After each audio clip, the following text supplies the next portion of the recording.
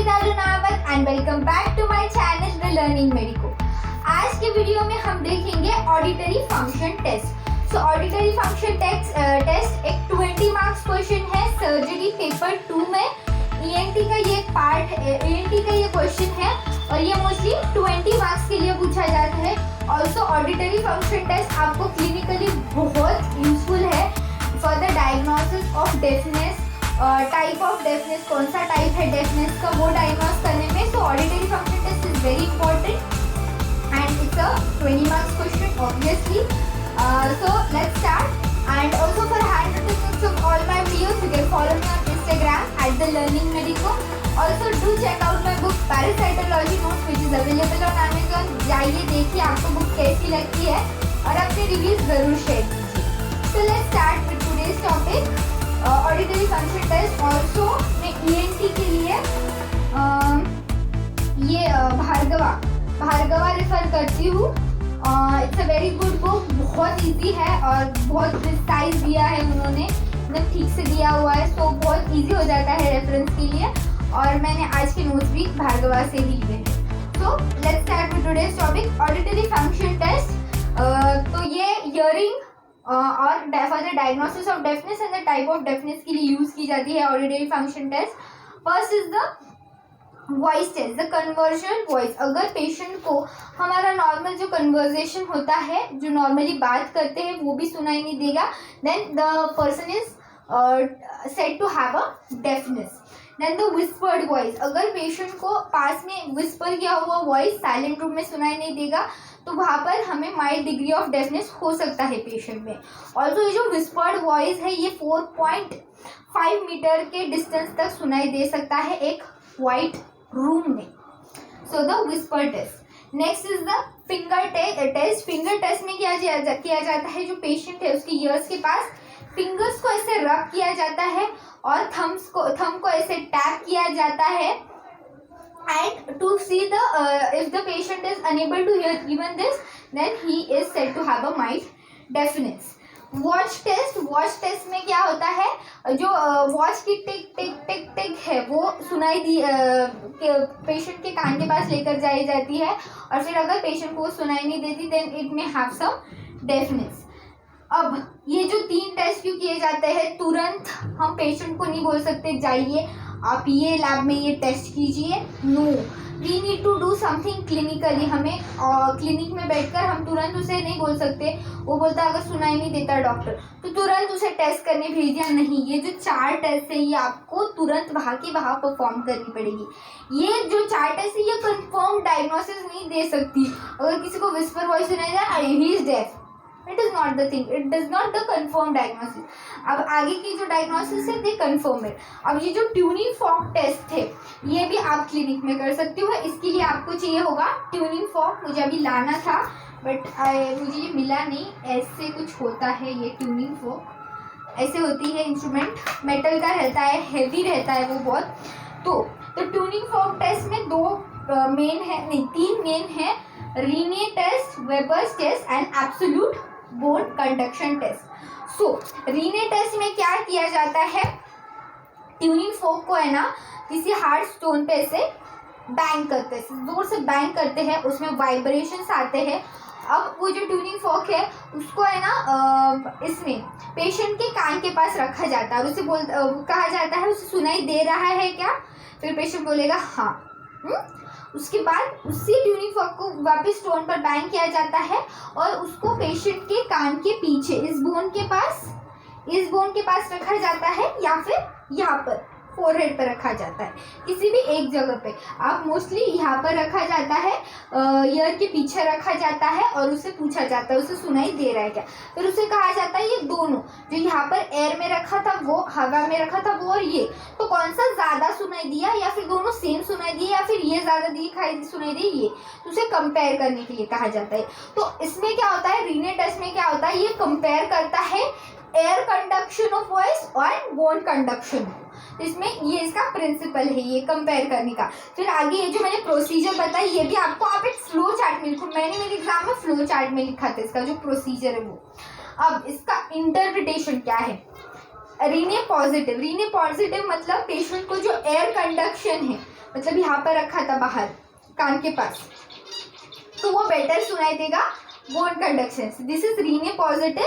Then it is वहाँ पर क्या हो सकता है, वहाँ पर ये क्या है रिजल्ट कि उसे नॉर्मल हियरिंग है या फिर सेंसोरी न्यूरल डेफनेस है, ये दोनों चीज़ें हो सकती है। अब रीने नेगेटिव में क्या हो जाता है, जो बोन कंडक्शन है BC, जो बोन कंडक्शन है वो ज़्यादा होता है एयर कंडक्शन से, AC से। उसे बोन कंडक्शन में ज़्यादा सुनाई दिया, एयर कंडक्शन में कम सुनाई दिया पेशेंट को। So this is Rinne negative. अब आया रीने इक्विवोकल। पेशेंट क्या बोल रहा है, एयर में भी सेम सुनाई दे रहा है और बोन यहाँ पर रखा पीछे रखा वो भी सेम दे। This is sensory, this is seen in sensory neural deafness. Rinne negative में क्या होगा, वहां पर होगी कंडक्टिव डेफनेस। ये है सीवियर सेंसोरी माइल्ड नहीं, रीने इक्विवोकल में क्या है, माइल्ड कंडक्टिव डेफनेस हो सकती है।